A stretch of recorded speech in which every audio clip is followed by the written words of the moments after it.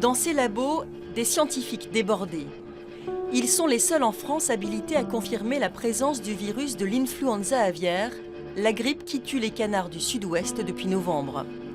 Plusieurs dizaines d'échantillons arrivent ici chaque jour. Là, on s'approche de la zone de confinement de niveau 3. C'est la zone de confinement maximale du laboratoire. Donc derrière cette vitre sont manipulés les virus influenza aviaires infectieux. Et donc vous allez les plus dangereux. Et donc si vous vous rapprochez de cette vitre, vous allez pouvoir voir sous ce poste de sécurité microbiologique quelqu'un en train d'inoculer des œufs embryonnés pour multiplier les virus de l'influenza aviaire. Dans cette partie du labo, plus besoin de masques. Audrey, je viens de recevoir des échantillons. Le colis contient des prélèvements qui ne sont plus contagieux. Ils ont été analysés une première fois dans un laboratoire proche de l'élevage contaminé. Ici, ils seront à nouveau passés au crible pour mieux comprendre le virus.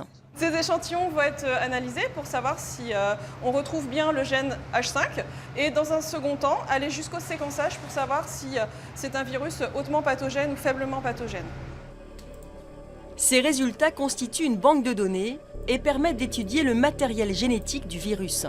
Nous avons reçu hier et en fin de semaine dernière des sérums de canard. Et donc on vient d'avoir les résultats.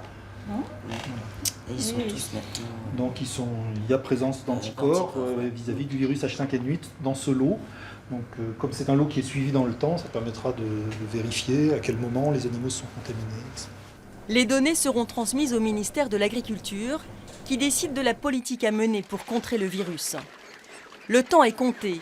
Des centaines de milliers de canards ont dû être abattus dans le sud-ouest. Le virus se propage très vite. Pour le moment, aucun cas n'a été décelé en Bretagne. En Bretagne, beaucoup d'élevages qui sont confinés, avec des animaux qui sont élevés dans des bâtiments, et donc qui sont protégés, relativement protégés de la faune sauvage notamment, et des contacts avec cette faune sauvage. Et donc des mesures de biosécurité qui sont plus faciles à appliquer, puisque les animaux sont dans des bâtiments et ne sortent pas tous sur des parcours. La contamination s'est arrêtée aux portes de la Bretagne. Les cas les plus proches ont été repérés sur des canards sauvages dans la Manche et sur un cygne en Loire-Atlantique.